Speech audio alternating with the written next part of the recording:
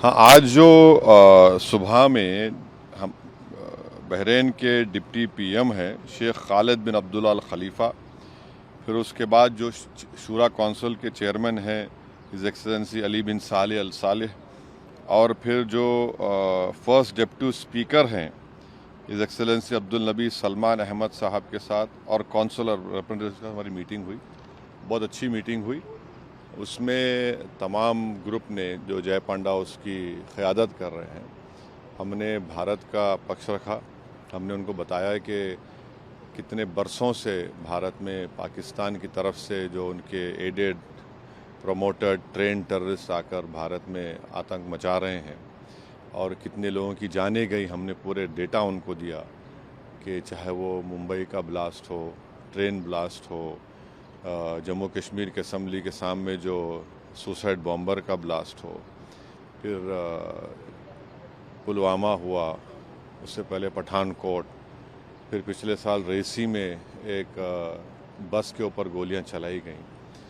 तो हमने बताया कि ये पूरा स्किट जिसमें ट्रेडमार्क्स पाकिस्तान के हैं। और एक बात हमने बताई कि जो टीआरएफ जो ये जो टेररिस्ट ऑर्गेनाइजेशन है 1262 जो सिक्योरिटी काउंसिल का जो सैंक्शन कमेटी के हमने दिसंबर 2023 में कह दिया था कि टीआरएफ पे आप सैंक्शन लगाइए, ये यहाँ पर भारत में गड़बड़ कर सकता है।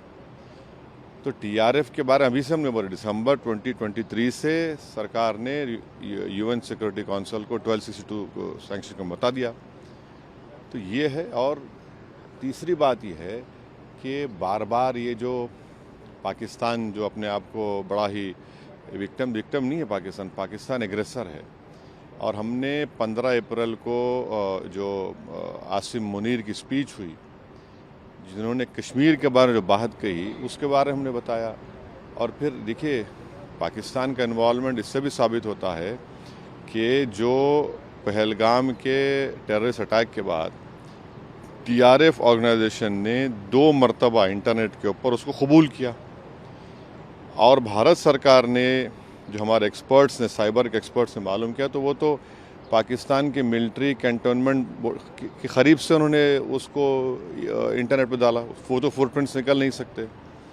और तीसरे, हमारी देश की जो प्रीमियर इन्वेस्टिगेटिंग एजेंसी एनआईए ने केस रजिस्टर किया है, तो इसमें पूरा इसका इन्वॉल्वमेंट है। और फिर भारत तरफ से जो एक्शन लिया गया, तो पहले उन 9 मुकामात को हमने निशाना बनाया जो यूनाइटेड नेशन के डेजिग्नेटेड टेररिस्ट ऑर्गेनाइजेशंस का ऑफिस है, और पाकिस्तान ने बेहूदगी की। तो फिर 9 और 10 को वो एयर बेसिस पर उनको सबक सिखाया गया। तो ऑल इन ऑल हम बता रहे हैं कि भारत तो चाहता ही नहीं, हमारा कंटिन्यूसली एक पड़ोसी मुल्क भारत में इंस्टेबिलिटी पैदा करना चाह रहा है, भारत में हिंदू मुस्लिम नफ़रतों को बढ़ाना चाह रहा है, और उन्हीं के पास से ये टेररिस्ट आते हैं, ये सब तमाशे करते हैं।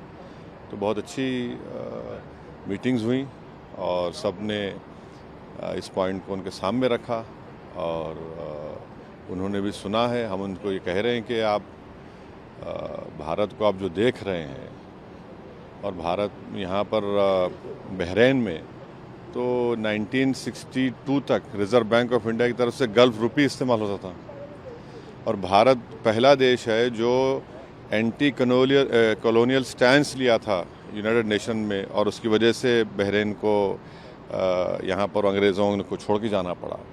और हमने उनको बहरीन की हुकूमत को याद भी दिलाया कि 2018 और 22 में आप ही के एक बहरीनी डिप्लोमेट की वजह से पाकिस्तान को FATF ग्रे लिस्ट में डाला गया, और एक आतंकवादी जो यहाँ पर छुपा हुआ था उसको 2015-16 में उन्होंने भारत सरकार के हवाले भी किया। तो हम उनसे कह रहे हैं कि मिडिल ईस्ट में FATF के मेंबर हैं, और वो पाकिस्तान को दोबारा ग्रे लिस्ट में लेकर आए, क्योंकि जो फंड्स आ रहे हैं उसके ऊपर कोई रोक टोक नहीं है। और 2026-27 में बहरीन सिक्योरिटी काउंसिल का मेंबर भी होने जा रहा है। तो इस एतबार से भी ये बहुत अच्छा रहा। जिस तरह से टॉप लीडर से मुलाकात हुई, 2 दिन की बहरीन की विजिट ख़त्म होने वाली है, गवर्नमेंट की तरफ से, बहरीन गवर्नमेंट की तरफ से किस तरह का आश्वासन मिला? देखिए, हमने जो बातचीत की उन्होंने बड़ा अच्छा सुना। उन्होंने अपनी बातें भी रखी जो उनकी सरकार का ज़ाहिर अपना पक्ष रखे। हम अपनी सरकार की बात रखे, उनको बताए कि देखिए इनस्टेबल करने की जो कोशिशें की जा रही हैं भारत को, ठीक नहीं है, और ना साउथ एशिया के लिए ठीक है, ना रीजन के लिए ठीक है, ना किसी के लिए भी ठीक है। तो उन्होंने भी कहा कि हम तो यहाँ पर करीब 7 लाख से करीब ज़्यादा नॉन बहरीन रहते हैं, बड़ा हिस्सा हमारे करीब 2 लाख मलयाली इंडियंस रहते हैं, फिर कर्नाटका के हैं, तेलंगाना आंध्रा के हैं, और मुख्तलिफ भारत के लोग यहाँ पर रहते हैं। तो सब उन्होंने उस बात को माना कि भाई यहाँ पर आप भारत के लोगों का बहुत बड़ा कंट्रीब्यूशन है बहरीन के लिए, हमने भी अपनी बात रखी।